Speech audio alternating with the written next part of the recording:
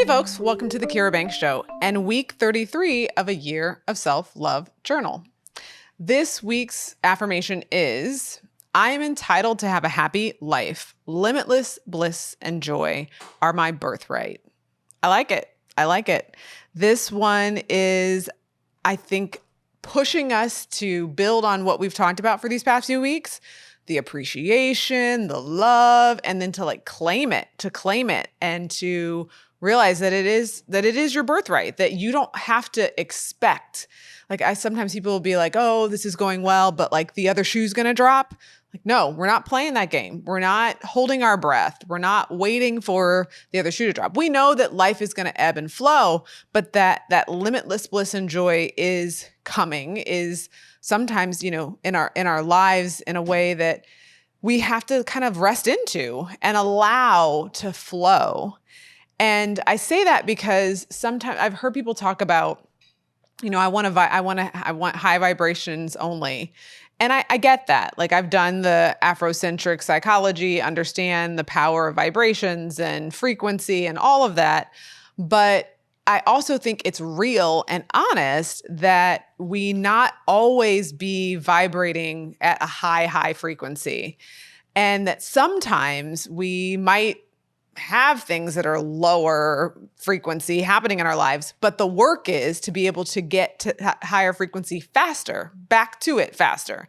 Not avoiding the negative, but that we've practiced working through and being in touch with the joy enough that even when times are tough, we trust that we'll get back to that joy and that we don't despair just because things are low vibrations for a moment or things that are tough for a moment, that we know that things will ebb and flow. And so to hold on to this idea that joy and bliss, that limitless joy and bliss is your birthright, can remind you that is due to you, you have access to that, and to not assume otherwise, to not assume that the negative is what you should expect, that it's actually the opposite. And so one of the questions to ask yourself is, what little things make you happy? What made you smile? To be in touch. Again, if you remember back when we talked about being grateful for the big and small, the same for the joy and the bliss. What in small ways brings you that experience? And I thought about this. I have one of my kids, I have a great hugger. He's great. And a regular source of joy for me in my life are his hugs. I love to get his hugs. And I realize that it's not every day that moms get hugs from their teenage boys. And so I am deeply grateful that he still wants to hug me, sometimes even unprompted, sometimes just because he enters the room or I enter the room. And I'm trying to stay so present and soak up every bit of joy that I experience when he does that, because I know he won't be here in my space forever. And that's sad, but it's also what I'm here to do, is for him to launch. So it's sad and it's also joyful. And so when I get those hugs, I try to be in the moment, not in the future, but in the moment, and just soak it up and take it in. That is a moment of joy, a regular source of joy for me. Another regular source of joy for me is music. And I sometimes know that I'm struggling in life with balancing things if I don't slow down and pull myself into a good playlist, or, I'm not exploring the new artist selection and figuring out, oh, I like this person or I don't like this person. That's sometimes fun to me, of just playing whatever the new music is on a playlist and being like, oh, I like this. Let me add this to my favorites. Or I need to check out this artist. Let me go hear what their album sounds like. Oh, I don't like the whole album, but I like these 3 songs. And so music brings me joy. And so that is a regular source of joy for me. I can kind of what I call touch joy. I have been pushing myself and writing actually about this idea of touching joy daily. How do I do that? How do I, in the midst of everything that's going on, touch joy daily, really access it, feel it, allow myself to feel it, even if after I feel that hug, if we're getting literal, I got work to do, but that doesn't mean I can't slow down and enjoy that hug. That doesn't mean that I don't deserve that hug or that hug doesn't get to take up space in my life, right? And I'm just saying this because sometimes people think struggle is what we need to be or how we need to be.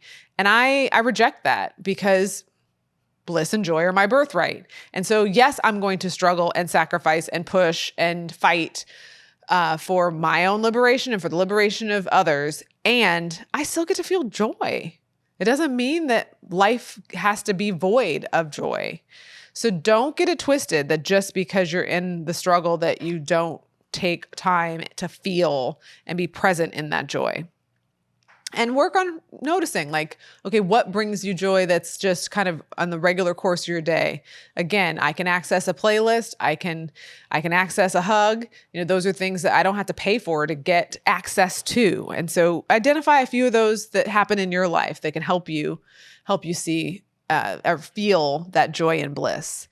And then also think about, are there moments where you felt that kind of freedom and you lost track of time? Like you were so locked in that you lost track of time and space. And like, I don't know, it doesn't even matter. I'm just here. I'm in this moment.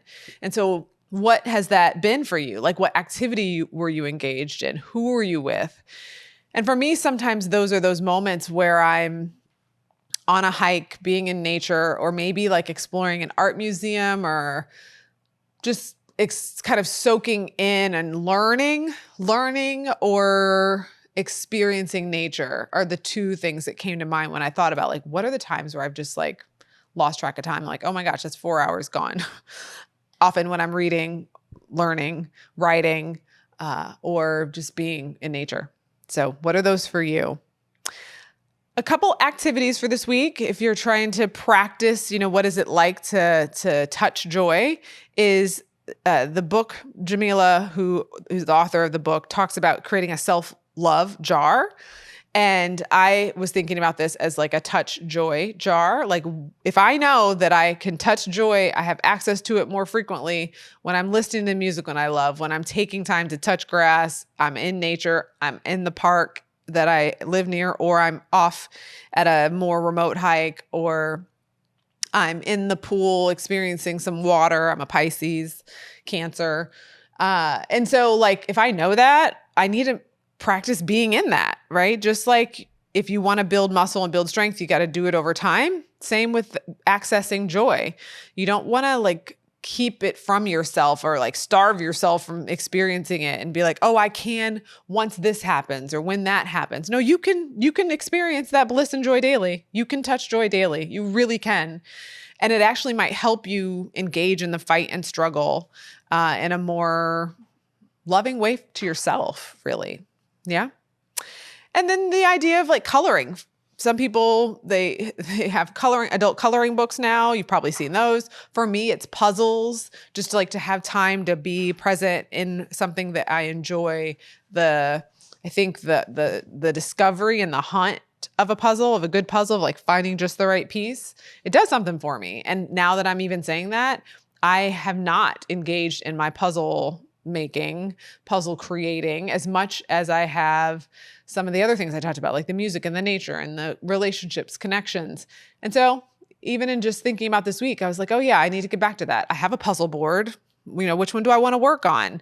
So again, this practice doesn't mean that we always have it right.